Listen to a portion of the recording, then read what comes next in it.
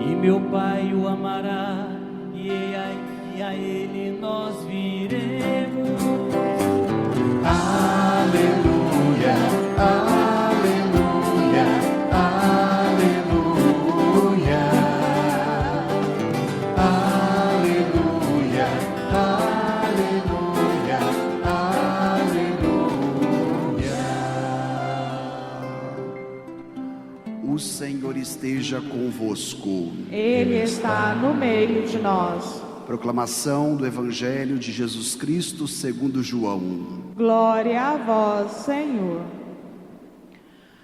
Naquele tempo disse Jesus a seus discípulos: Se me amais, guardareis os meus mandamentos. E eu rogarei ao Pai, e Ele vos dará um outro defensor, para que permaneça sempre convosco, o Espírito da verdade, que o mundo não é capaz de receber, porque não o vê nem o conhece. Vós o conheceis, porque ele permanece junto de vós, e estará dentro de vós. Não vos deixarei órfãos, eu virei a vós. Pouco tempo ainda, e o mundo não mais me verá, mas vós me vereis, porque eu vivo, e vós vivereis.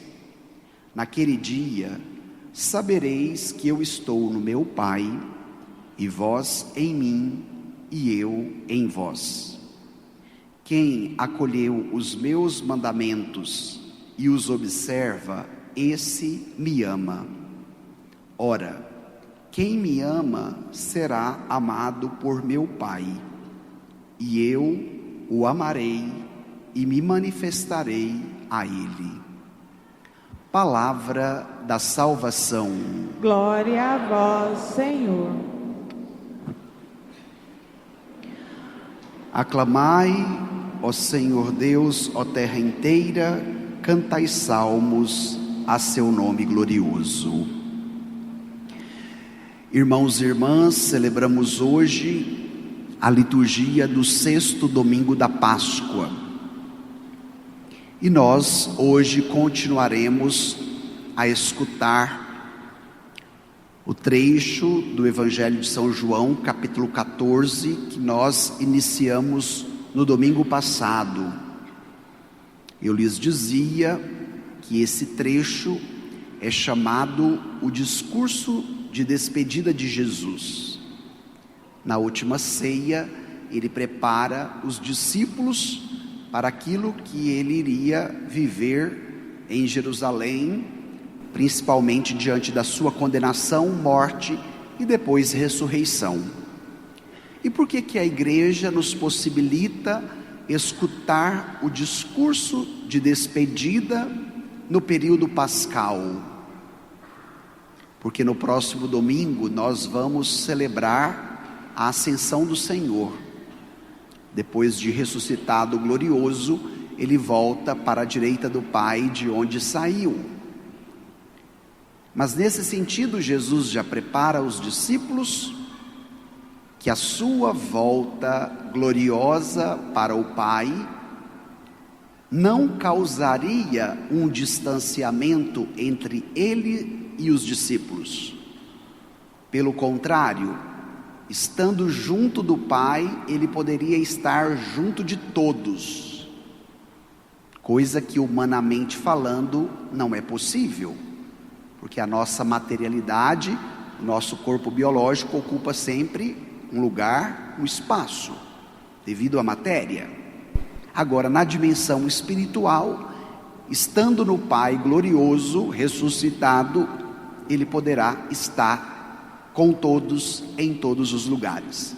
E é nesse sentido que hoje nós ouvimos o Evangelho. E Jesus faz uma promessa aos discípulos: não vos deixarei órfãos, eu vos concederei, eu vos darei o Espírito da verdade. Por isso que depois da festa da ascensão do Senhor, Qual é a festa que nós celebramos? Pentecostes, a vinda do Espírito Santo, que atualiza o mistério pascal de Cristo, que vivifica a igreja, que é o nosso paráclito, que é o nosso advogado, que é o nosso consolador. Esta é uma breve introdução, porque agora nós vamos voltar ao Evangelho. Se você tem o texto em mãos, eu te convido a tomar João 14, versículos 15, 16 e 17, a primeira parte do texto. Encontraram? Vamos ler juntos? Naquele tempo, Disse Jesus aos seus discípulos: Se me amais, guardareis os meus mandamentos, e eu rogarei ao Pai, e ele vos dará um outro defensor, para que permaneça sempre convosco, o Espírito da verdade, que o mundo não é capaz de receber, porque não o vê nem o conhece. Vós o conheceis, porque ele permanece junto de vós e estará dentro de vós. paremos aqui. Qual é o novo mandamento que Jesus confere aos discípulos? O mandamento do amor. Amar a Deus e amar o próximo. Nisso consiste toda a lei. Este é o grande legado de Jesus. É a sua herança aos discípulos e à igreja. O mandamento do amor. E agora, Jesus nos apresenta um critério: se me amais, guardareis os meus mandamentos. Qual é o conteúdo do mandamento? O amor. E nós só temos a possibilidade de amar porque por primeiro fomos amados. E por sermos amados, somos habilitados à vivência deste mesmo amor. E esta palavra é iluminadora para o nosso tempo presente, porque muitas vezes nós podemos cair no risco de uma prática religiosa extremamente rigorista, legitimada em qual conteúdo? Eu estou cumprindo os mandamentos. E de repente, legalmente falando, a pessoa pode até estar se esforçando para isso, mas pode ser que esta prática rigorista e legalista do cumprimento dos mandamentos não seja pautada pelo amor. E aqui este amor que nos apresenta o Evangelho de hoje é aquela capacidade de uma adesão íntima e profunda à pessoa de Jesus, que é capaz de dar um novo significado, um novo sentido para a nossa existência. E nesta relação amorosa, nós somos capazes de obedecê-lo. No Evangelho de João, que é esse que nós estamos meditando, o amor não é um sentimento, mas o amor é uma decisão existencial. Então, falar que eu amo a Deus diz respeito à condição mais íntima e mais profunda da minha existência. E talvez hoje o nosso desafio seja fazer uma travessia, de passarmos de uma prática religiosa farisaica, legalista, legitimada pelos mandamentos, a uma prática religiosa baseada no amor como decisão e condição existencial, fruto da nossa relação íntima e profunda com a pessoa de Jesus. Cuidado com a obsessão pela lei. cuidado com uma ostentação religiosa e litúrgica que talvez tenha como pano de fundo a lei. Nós devemos superar o legalismo e viver o amor como fonte da dinâmica da obediência. E aí hoje nós temos uma dificuldade para viver esse amor na via da obediência, porque nós temos também dificuldades de obedecer. E aí ouçamos Jesus nos dizendo: se me amais, guardareis os meus mandamentos. Depois disso, Jesus faz uma promessa: eu vou rogar ao Pai e Ele vos dará um defensor. O termo técnico, bíblico, na linguagem original do Antigo Testamento, é Paráclitos, que depois a nossa tradução vai chamar de defensor. E o que o Paráclitos significa no Evangelho? É aquele chamado para estar ao lado de alguém, aquele que consola, aquele que conforta, aquele que encoraja, que reanima, aquele que revive, aquele que intercede em nosso favor como nosso defensor. E é muito importante nós entendermos o que significa o defensor, o Paráclito do Evangelho. Certa vez eu ouvi de um bispo que o Espírito Santo é o Deus desconhecido. A gente fala muito de Jesus, que talvez seja o mais conhecido da Santíssima Trindade. Aqui em Goiás nós temos a devoção ao Divino Pai Eterno e com certeza temos uma proximidade de relação com o Pai, mas talvez com o Espírito Santo nós não tenhamos tanto conhecimento ou tanto relacionamento. E a palavra de Deus hoje vem nos apresentar este Espírito como o defensor, como aquele que encoraja, que protege, que reanima, que revive. E olha no nosso contexto atual, como nós estamos precisando deste Paráclito, diante das adversidades que enfrentamos no nosso cotidiano. E aí Jesus continua dizendo que este Paráclito é o Espírito da verdade que o mundo não é capaz de receber. Talvez a palavra que hoje a gente mais escuta é aquela chamada fake news, que é uma mentira travestida de verdade. E agora a gente fica assim incerto, o que é verdade, o que não é verdade. Esse é um ambiente muito comum que nós estamos vivendo na atualidade. E o que pode nos iluminar diante da cultura da mentira? O que pode nos ajudar diante de tantas fake news que chega até nós e que a gente de repente não sabe discernir? Buscar o Espírito da verdade. O mundo não o reconhece e por não reconhecê-lo, vai preferir viver muito mais e divulgar a mentira do que a verdade. Mas aí vem a boa notícia de Jesus para nós, como foi para os discípulos do seu tempo: vós o conheceis porque ele permanece junto de vós e estará dentro de vós. Olha que boa notícia.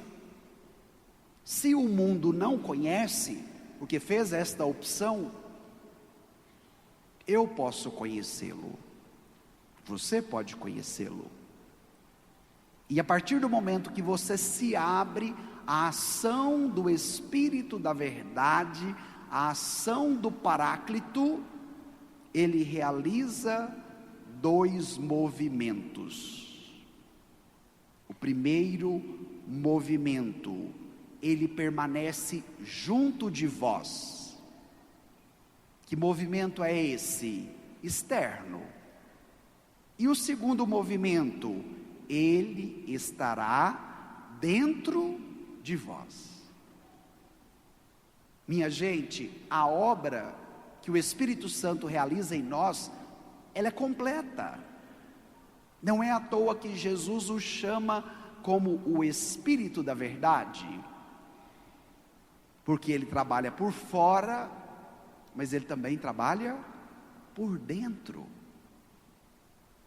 E nesse sexto domingo da Páscoa, nós somos convidados à abertura do coração para nos prepararmos para a grande festa de Pentecostes, onde o Espírito Santo é derramado sobre a vida da igreja, onde o Espírito Santo é derramado sobre a nossa vida.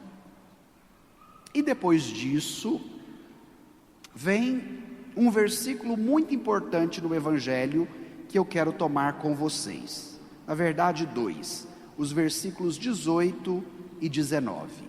Vamos juntos, lá onde nós paramos? Olha o que está escrito: não vos deixarei órfãos, eu virei a vós. Pouco tempo ainda, e o mundo não mais me verá, mas vós me vereis, porque eu vivo e vós vivereis. Jesus sabia que ia morrer em Jerusalém, mas esta morte física teria o poder de contê-lo? Não. No Evangelho de João, Jesus não é pego de surpresa. A cruz não é um acidente na história de Jesus. Mas no Evangelho de João, Jesus tem plena consciência da sua missão, da concretização da vontade do Pai e do estabelecimento do reino de Deus, que culminaria na entrega máxima da sua vida, que aconteceria onde? Na cruz. Esse texto do Evangelho é o discurso de despedida de Jesus. Então, antes de morrer, Jesus já estava consciente do que lhe esperava. Talvez você já fez a experiência de receber na sua casa os filhos, os parentes, por alguns dias, talvez de férias, de feriado. A casa fica cheia, alegre, meninada correndo para lá e para cá. Depois acaba as férias ou acaba o feriado, vai todo mundo embora. Qual a sensação que a gente tem? Nossa, padre, mas hoje a casa está vazia. Nossa, hoje a casa está triste, né? É um pouco desta sensação que a gente experimenta quando alguém vai embora. E Jesus já estava preparando os discípulos, porque ele iria embora. Mas os discípulos não deveriam ficar tristes, abatidos, desanimados, chorosos, porque ele lhes concederia o Espírito da verdade. E aí vem a frase, talvez ali mais importante: não vos deixarei órfãos. No mundo antigo, no mundo bíblico, podemos dizer assim, o órfão era considerado o desamparado, sem proteção, sem identidade, sem herança. Jesus recusa esta condição para os discípulos. E aí a promessa: eu virei a vós, não aponta apenas, minha gente, para a ressurreição, mas para a presença contínua de Jesus na vida dos discípulos através do Espírito Santo. Em Jesus nós não estamos sozinhos. Em Jesus nós não somos órfãos, nós não somos abandonados. Em Jesus nós não somos desamparados. E agora eu quero tratar de um tema com vocês, que é muito atual diante deste versículo do Evangelho: não vos deixarei órfãos. Durante esta semana eu fui fazer algumas leituras, estudando um pouco inclusive a psicologia, para trazer esta reflexão para vocês nesta manhã de domingo. O tema da orfandade contemporânea. O ser humano pós-moderno, que é do nosso tempo presente, tem vivido uma profunda experiência de abandono. Vamos citar alguns exemplos para nós entendermos. Famílias fragmentadas, vínculos rompidos, solidão digital, e assim poderíamos citar vários outros acontecimentos que retratam esta experiência de abandono contemporâneo. E como que nós vamos olhar para estas realidades? Desanimados? Não. Mas fortalecidos pela promessa de Jesus: não vos deixarei órfãos. Sabe por quê? Esta promessa de Jesus é a resposta mais radical, mais autêntica, mais eficaz ao vazio existencial do nosso tempo.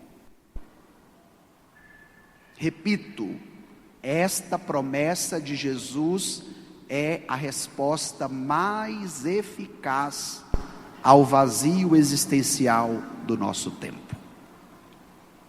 E para isso, nós precisamos de um pouquinho de psicologia para entender esta orfandade existencial, ou este sentimento de abandono. O desamparo, de acordo com a psicologia, é aquele momento mais profundo da vida da pessoa, aonde ela se encontra limitada, impotente, sem recursos, sem proteção. É uma ausência radical do amparo, de ajuda. Mas este desamparo, minha gente, não é apenas no momento da nossa infância, porque ainda não temos habilidades físicas, corporais, para suprir as nossas necessidades, que ao longo da nossa história e da nossa evolução biológica nós vamos alcançando e nos tornamos autônomos. A realidade biológica, com o passar dos anos, vai sendo desenvolvida e vai nos dando autonomia. Olha uma criança recém-nascida e olha um adulto de 30 anos. A criança tem muito mais dependência do que o adulto, por causa das suas condições biológicas. Mas agora a gente pode trazer isso para a dimensão existencial. Minha gente, a promessa do Paráclito pode ser lida como uma experiência que nos sustenta por dentro diante das nossas ausências. Por isso que a obra do Espírito Santo é completa. Ela é por fora, permanece junto de vós, mas ela também é por dentro, permanece dentro de vós. Diante da sua orfandade existencial, diante do seu desamparo existencial, que talvez só você e Deus saibam como ele é, hoje te vem uma palavra de ânimo, de coragem, para que você não desanime diante destas realidades. Minha gente, é preciso abrir o coração para acolher a palavra, porque nesse sentido, aquele vazio interior, aquela busca mais profunda que nos habita, ela pode ser saciada. Olha o evangelho da samaritana que nós meditamos no tempo da quaresma. Ela tinha uma sede, e diante da sede, Jesus se fez água viva. E no evangelho de hoje não é diferente. Existe uma busca existencial, existe um desamparo existencial, que nos coloca em movimento na relação com o outro. E aqui é um outro desafio do nosso tempo, a nossa capacidade de alteridade autêntica. Por termos estas necessidades, não nos mantemos sozinhos. Precisamos de nos relacionar. E esta capacidade de relacionar é a capacidade de alteridade que você tem, ou seja, de se abrir a um outro. E aqui o Evangelho quer te apontar um outro com O maiúsculo. Quem é este outro com O maiúsculo do Evangelho de hoje? O Espírito Santo. Se você se abre a uma relação íntima e profunda com Ele, Ele é capaz de te ajudar. Minha gente, a solidão digital, o isolamento afetivo, o narcisismo contemporâneo, onde eu preciso autoafirmar todo o tempo aquilo que sou, aquilo que faço, são formas de orfandade que buscam desorientadamente o que apenas a presença autêntica do outro, e em última instância, do completamente outro com O maiúsculo, pode nos dar. Qual é a nossa dificuldade nesse tempo de orfandade contemporânea? Nós imaginamos que diante da busca mais profunda da existência, vai ser a minha imagem nas redes que vai me saciar. Ou de repente, imaginamos que é a minha autonomia em não depender de ninguém é que vai me saciar. Ou de repente, podemos nos colocar num protagonismo onde todos precisam estar à nossa volta fazendo a nossa vontade. E de repente todas essas iniciativas vão acontecer, mas no final, quando você tira a lição, percebe, está faltando alguma coisa. E nesse sentido, o Evangelho de hoje quer abrir os nossos horizontes e nos possibilitar um caminho de graça. Vamos agora ao final do texto. Tomemos aí os versículos 20 e 21. Vamos ler juntos? Naquele dia sabereis que eu estou no meu Pai, e vós em mim, e eu em vós. Quem acolheu os meus mandamentos e os observa, este me ama. Ora, quem me ama será amado por meu Pai, e eu o amarei e me manifestarei a ele. Jesus nos dá uma possibilidade de relação trinitária. Ele, permanecendo no Pai, nos comunica o Espírito. E através de Jesus e do Espírito, nós permaneceremos em quem? No Pai. Qual foi o evangelho de domingo passado? Jesus dizendo que na casa do Pai tem muitas moradas, que Ele vai na frente preparar. Quando essa morada estiver pronta, Ele voltará e nos buscará para que onde Ele estiver, nós também estejamos. E eu dizia para vocês, nós só podemos chegar à casa do Pai através de qual caminho? Jesus. E por isso Ele também nos disse domingo passado, eu sou o caminho, a verdade e a vida. E esse movimento que nos coloca no caminho de Jesus é o dínamos, termo grego. É o Espírito Santo, é aquele que nos impulsiona no caminho que é Jesus, para que nós cheguemos onde? Na casa do Pai.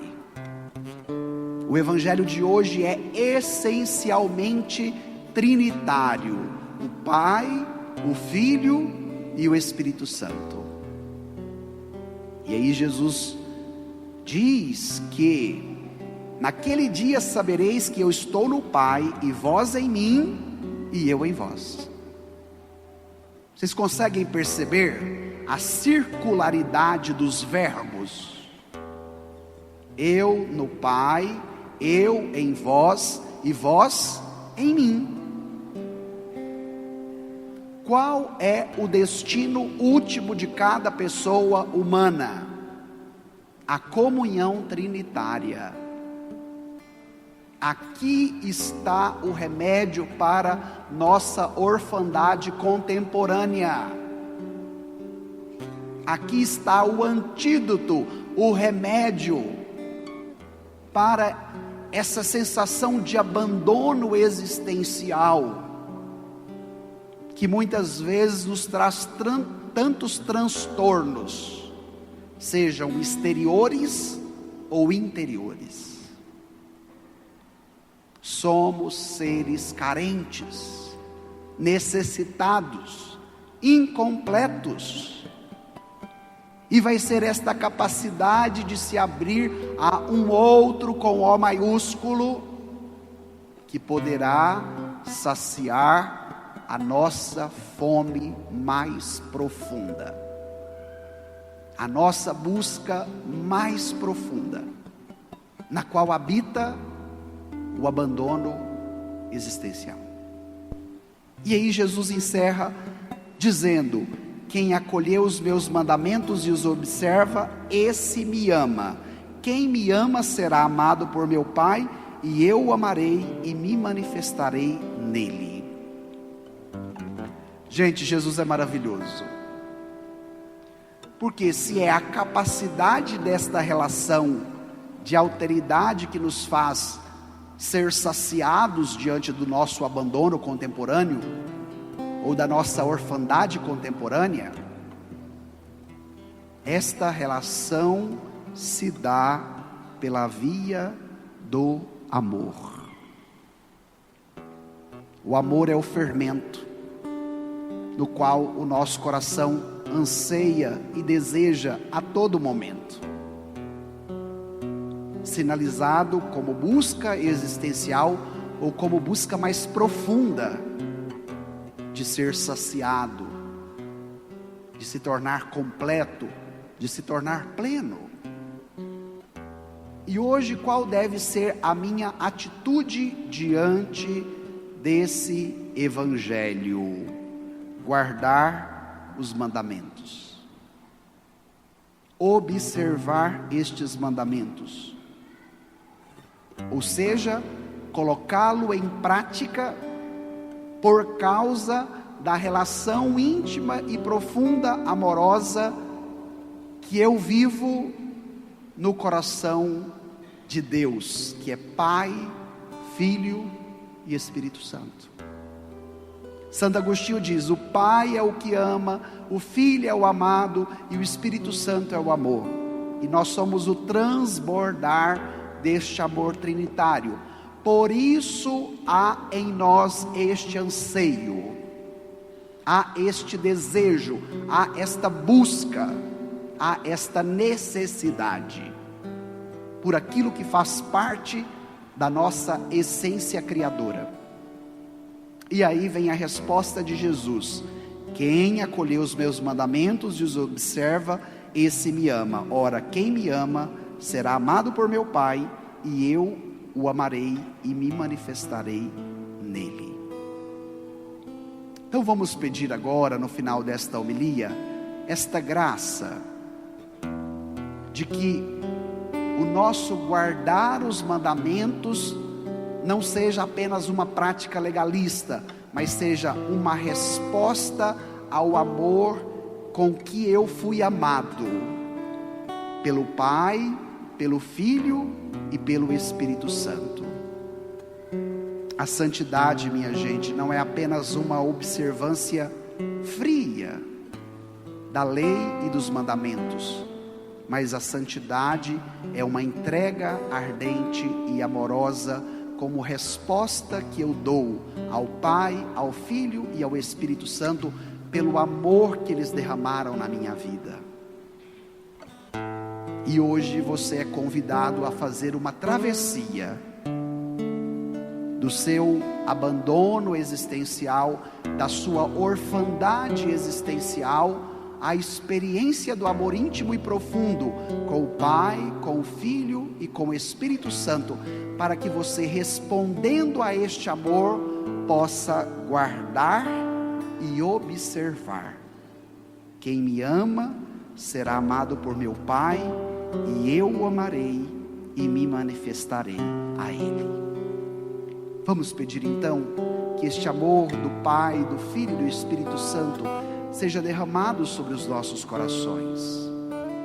Apresente a sua realidade de orfandade, de abandono, de angústia existencial, que muitas vezes te maltrata tanto.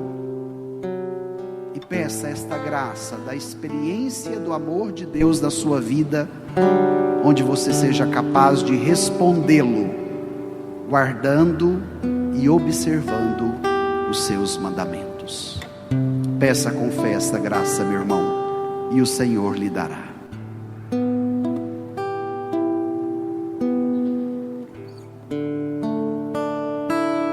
Se me amas, se me amas, se me amas, guardarei os meus mandamentos. Se me amas, se me amas, se me amas, guardarei os meus mandamentos. Se me amas, se me amas, se me amas, guardarei os meus mandamentos. Se me amas, se me amas, se me amas, guardarei os meus mandamentos. Se me amas.